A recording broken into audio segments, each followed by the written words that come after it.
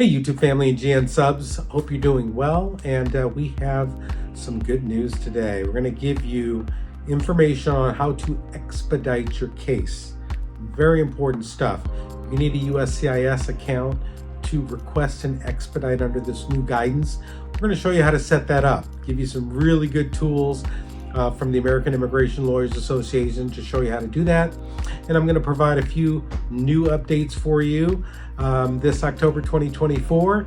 Those of you who are new to the channel, my name is Humberto R. Gray, and I represent foreign clients here in the U.S. in every state. Also, I represent clients internationally that want to come to the United States, all over the world, globally. I have clients, and it's been a blessing to do this for a very long time, for many, many years. And if you go to my content, you'll see my knowledge of immigration law is substantial. I do break down very complicated subject matter, make it very easy to digest and understand.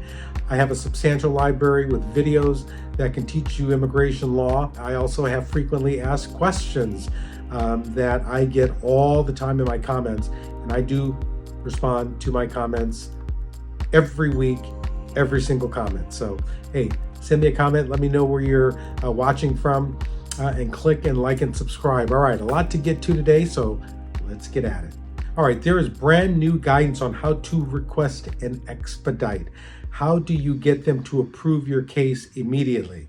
All right, this is really, really good stuff. Requests for expedites, traditionally, they're based on a medical emergency. If you have a parent abroad, for example, that is having a surgery or is very ill and is requesting your presence, you get a letter from the doctor abroad.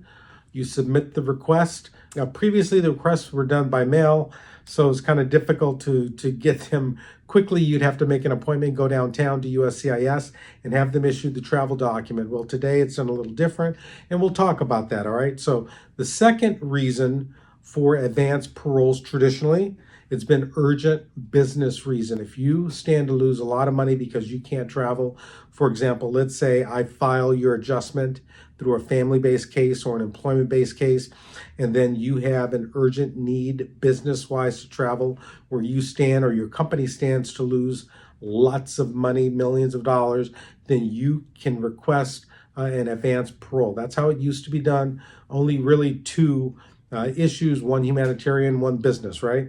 Currently, there is a new guidance in the policy manual that substantially expands the reasons you can request an expedite. This is good stuff, folks, all right? So I'm going to go through these real quick, the new expansions. Number one is where there is a governmental agency that is requesting you to travel and it's urgent.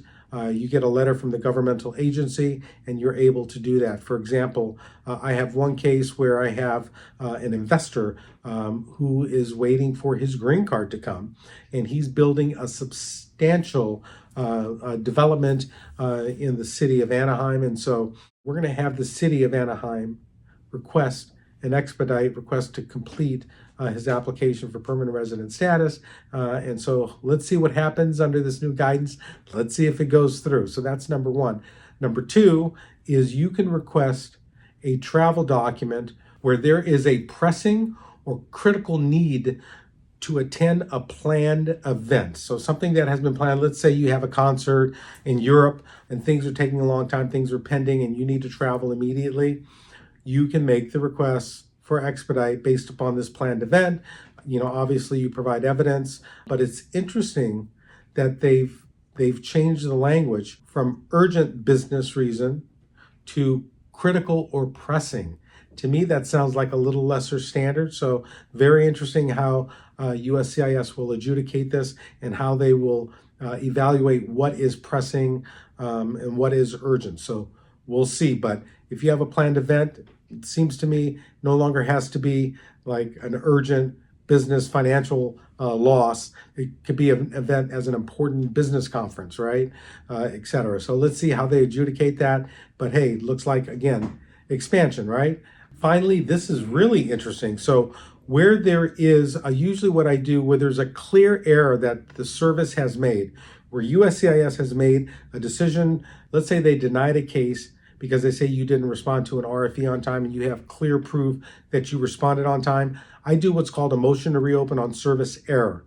I did a great video on this. You might want to check it out. You don't even have to pay a fee for the motion to reopen on service error. Well, this is good stuff, folks. They are going to allow you to request an expedite where there is a clear service error. This is a game changer, folks, because usually these motions to reopen on service error, they would take forever. Sometimes they would take 6 months or so to finally get approved. So this is great, will allow you to request an expedite. So what I've done, I put a link in the description box below that delineates exactly this new guidance and how you request it, etc. Really good stuff. Take a look at it, and it's going to help you out on your request for expedites. When you are requesting an expedite, you need to do it through a USCIS account. Everything these days is done through a USCIS account, folks. Most of my clients, I have a written notice and I tell them exactly how that they're going to get a receipt from USCIS on how to create an account, and I advise them to do so. They get updates. They can make a request online. I can help them make requests online because I have an account as well. So this is the new territory, folks. This is what's happening. You need to make these requests online. So what I've done is I have a flyer that I put in the description box below.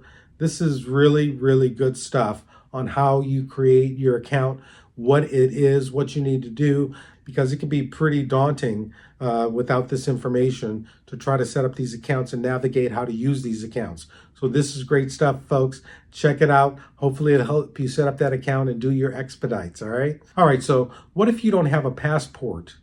You are from a country, Venezuela, Haiti, refugee, a country from which you've claimed political asylum, etc. How do you get a passport? It's called a refugee travel document. You can also request waiver of passports for non-immigrant visas and immigrant visas. This is important stuff for those of you who do not have a passport. I put a link in the description box below. Gives you information on how and what you need to do to file for a travel document and information regarding waivers of passports, all right? So that's good stuff for you. Finally, when you're trying to file forms and pay online with PAY.GOV, there's been recent problems with the system. So USCIS is working on it. They've advised AILA, the American Immigration Lawyers Association, that it should be up and running and fixed very soon. So if you're having a problem paying, just hold off. It will be fixed soon.